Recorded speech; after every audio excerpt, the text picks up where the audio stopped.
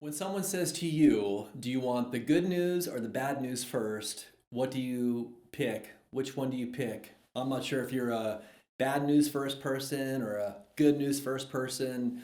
Psychologists say that that says a lot about our psychological makeup. I don't know anything about all that stuff, but sometimes the truth is that we have all sorts of ways in our life to soften the blow.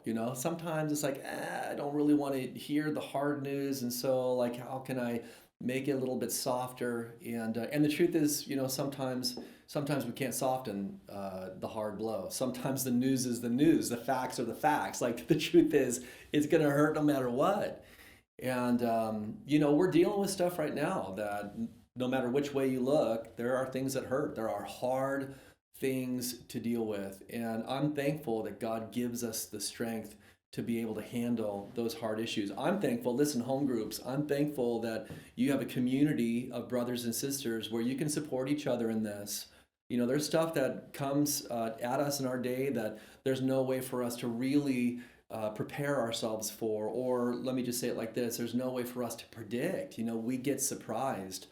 Um, and sometimes that surprise doesn't feel good, but God surprises us too. God surprises us too. He doesn't soft pedal the truth. We saw that this week in the scriptures. As you look at this story that's etched in everybody's minds. Even if you don't believe in God, even if you're not a Christian, for some reason you got that picture of Moses and the two tablets of stone, and breaking them, and all that happened with the children of Israel at the foot of Mount Sinai.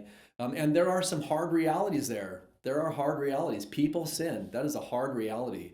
There are consequences to that. Leaders fail. We saw that in Aaron's life. Leaders don't always make the right decision. Sometimes they yield to compromise, when there's pressure from the majority.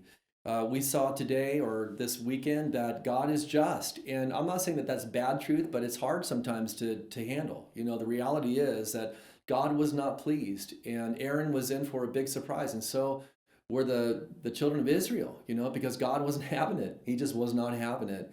And then we also saw just a beautiful truth that Moses worshiped by bearing the heart of God to the people. He was an intercessor. He cared.